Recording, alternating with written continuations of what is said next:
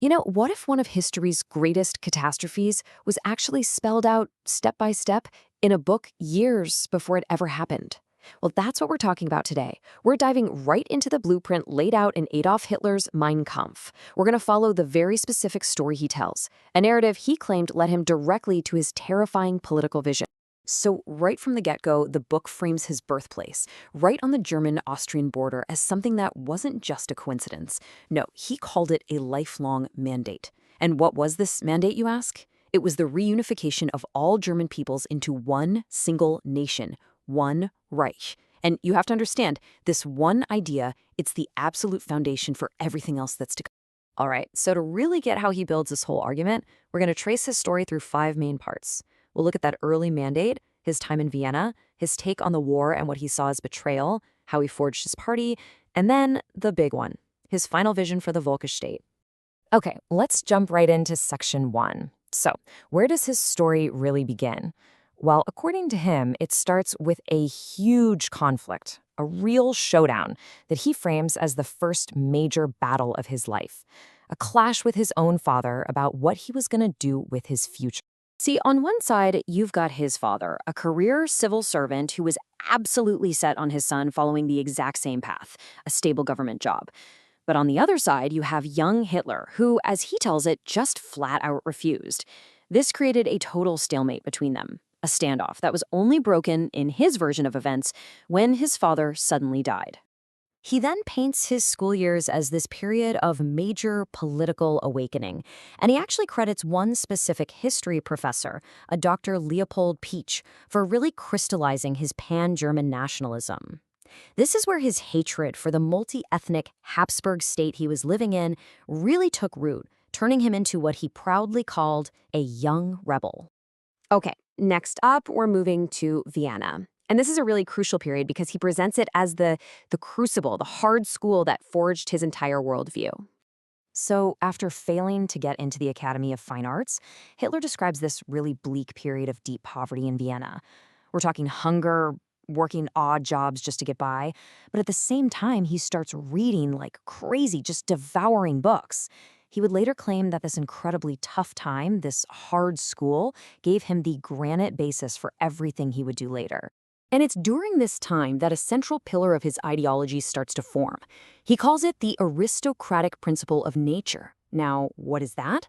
Well, it's a core idea in the book, and it's basically a complete rejection of democracy, of majority rule. Instead, he argued that nature itself has a law. The strong and the better are meant to dominate the weak and the inferior. The book then lays out this radical shift in his thinking, especially about Judaism. He presents it as a step-by-step process. He claims he started out tolerant, but then became suspicious. He started reading anti-Semitic pamphlets and eventually connected Judaism to Marxism. And this whole transformation, as he describes it, culminates in him becoming an out-and-out anti-Semite, making the absolutely chilling claim that by standing guard against the Jew, I am defending the handiwork of the Lord. So then, World War I breaks out. And for him, this isn't a tragedy, not at all. He presents it as a welcome event, a moment he'd been waiting for. He actually says he thanked heaven for the chance to live in such a time and fight for Germany. And this brings us to a really, really core part of his whole argument: why Germany lost the war. In his view, the military was not defeated on the battlefield, not even close. Instead, he blames what he calls a poison from home. He points to things like ineffective German propaganda, munitions strikes, defeatist letters, and of course, what he saw as Jewish influence in the government. He believed these forces sabotaged the war effort from the inside. He then describes this one definitive moment, the turning point for him personally. It's November 10th, 1918. He's lying in a hospital, temporarily blinded by a gas attack, and he hears the news. The Kaiser has abdicated, and there's an armistice. Germany has surrendered. He says he just wept in despair, and it was right there, in that moment of total national collapse, that he decided he had to enter politics. All right, so he's made this huge decision, but how does he actually turn that resolve into action? Well, he gets back to the chaos of post-war Munich, and he finds his way into politics through a very unexpected door. It's pretty interesting. According to his account, his political career didn't kick off because he started a party. Nope. It started because the army ordered him to go investigate one. He was working as an army instruction officer, and he gets this assignment to go check out a tiny, little-known group, the German Workers' Party, or DAP. Now, this leads us to a crucial part of his strategy, something he became obsessed with: propaganda. So what makes propaganda effective, according to him? He was convinced that Germany's own propaganda during the war was a complete and utter failure. So where did he learn his tricks? He claims he learned everything he knew by studying the highly effective propaganda the Allies used against Germany. And he laid out some very clear, very simple rules for what he thought worked. First, you have to appeal to the emotions of the masses, not the intellectuals. Forget logic. Second, keep it super simple. Use stereotyped formulas. Third, repeat that simple message over and over and over again.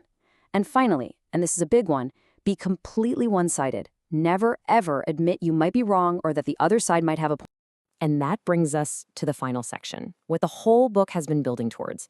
This is the blueprint for his ideal state, the final vision he called the Völkisch state, or the people state. So, what exactly is this Völkisch state?